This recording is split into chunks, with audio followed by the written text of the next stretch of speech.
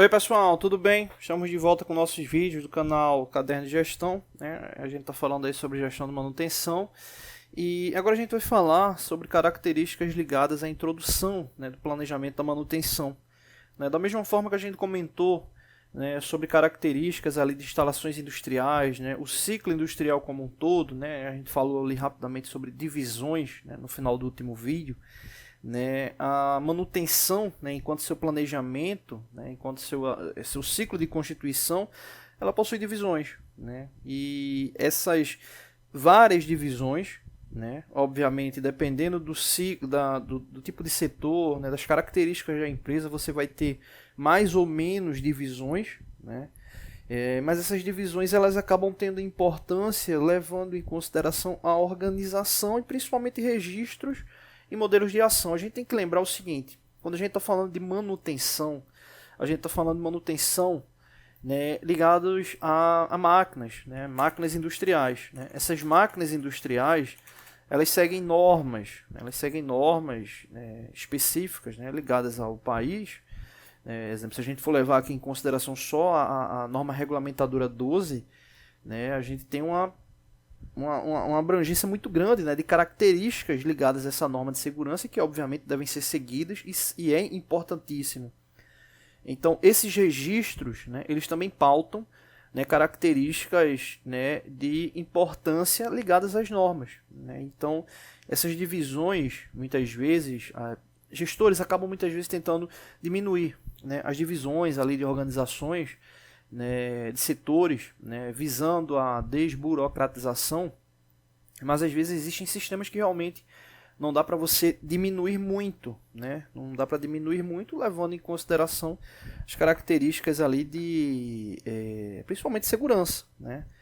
E no caso da manutenção acaba não mudando muito, né? Então, desde características de divisão de organização, exemplo, suprimento de materiais, né, características de ferramentas, né, características técnicas, né, de ferramentas, né, contatos de manutenções terceirizadas, manutenções especializadas, dependendo da característica do maquinário, características de treinamentos, né, de aperfeiçoamentos ali para o grupo da manutenção, sistemas de controle, né, entre esses sistemas de controle, né, abrir uma aspas aí bem grande, né, ligados aí aos softwares de gerenciamento da manutenção, que geram relatórios, que geram indicadores, né, que mostram as características ali de tempo, né, de quanto o maquinário ficou parado, né, se atendeu ou não atendeu ali o planejamento que estava descrito lá um certo tempo atrás.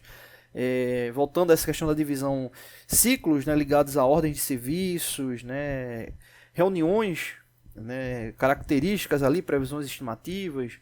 Então veja que as divisões elas não caracterizam especificamente a divisão do setor, mas dos tópicos que fazem a abrangência desse setor ser, não vou dizer nem ser importante, né, mas a abrangência que faz dele, né, ser um setor vivo ali no ciclo industrial, né, como até tinha comentado, né, a questão de permear os ciclos ali de fabricação. Né, então você tem aí características muito importantes. E falando de algumas dessas divisões, obviamente entra a característica muito importante, né, ao meu ver a mais importante, que é pessoal, né, ou seja, características dos colaboradores, né, quem está atuando ali na manutenção e fazendo fazendo um link com o que a gente falou, né, desde a manutenção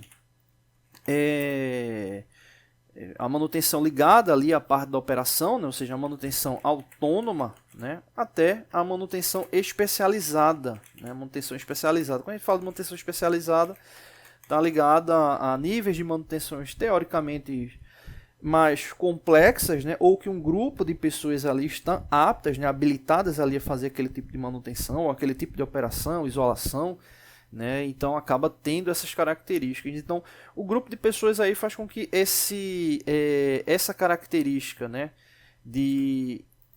da atuação da manutenção operacional, né, os grupos de pessoas acabam fazendo com que se tenha uma visão, né, importante sobre as pessoas que estão ali alocadas. Né. E aí entra também a questão da gestão, obviamente gestão da manutenção, entra ali a questão da gestão no que diz respeito aos indicadores. Né? Ou seja, de como cada pessoa que está ali inserida está atingindo ali suas metas, seus objetivos, né? Como é que está o tempo né, o timeline ali de execução, né, questão de offset, preparação, né, tryout, enfim, todas as características que levam ali o ciclo, né, inclusive aí para quem também tem visto os nossos vídeos de gestão da produção, né, as próprias características de relação, né, interpessoal, né, hoje em dia diminuiu bastante, né, mas se a gente voltar aí 15 anos atrás, né, existia muita questão de, não vou dizer rixa, né, mas existia muita questão de divisão. Eu sou da produção, eu sou da manutenção. Faz o teu, que eu faço o meu, e isso é algo muito deplorável, né? Acho que não tem um termo mais coerente. Deplorável por quê? Acaba fugindo daquela métrica da questão do time, né? Entender a visão da empresa ali como um todo, né? E para se fazer parte daquela visão, né? De como a empresa quer ser enxergada, né? É preciso estar tudo muito coeso, né? Eu vejo, né, pelas andanças aí nas empresas afora que isso diminuiu bastante, né? Diminuiu bastante, e obviamente você vai encontrar um caso ou outro ali que possa estar acontecendo de uma forma mais mínima, até de uma forma mais forte, né? Mas como se tinha no passado, com certeza diminuiu bastante, né? A própria cultura das pessoas fez com que isso diminuísse, né? E a própria necessidade de melhoria, desempenho, né? De uma parte do outro, né? Não tem como você ter um desempenho ruim de um grupo de manutenção, de uma equipe de manutenção, e esse desempenho ele não afetar diretamente ali a produção. E se afeta a produção, afeta a empresa como um todo, né? Claro que quando já afeta a manutenção, já está afetando a empresa como um todo, mas vai estourar, vai aparecer como um número real, né? Exemplo como o índice de produtos não manufaturados, né? Ou seja, produtos que acabaram não sendo processados e não acabou se tornando lá produto final, né? Então aí é uma característica importante no que diz respeito aí ao ciclo da manutenção, né? Ou seja, ter essa questão da divisão, né? E ter a boa alocação ali das pessoas e ter essa análise no que diz respeito aos indicadores, tá bom? Então fica aí como introdução referente aí a planejamento e manutenção, tá bom? E a gente se vê no próximo vídeo. Valeu!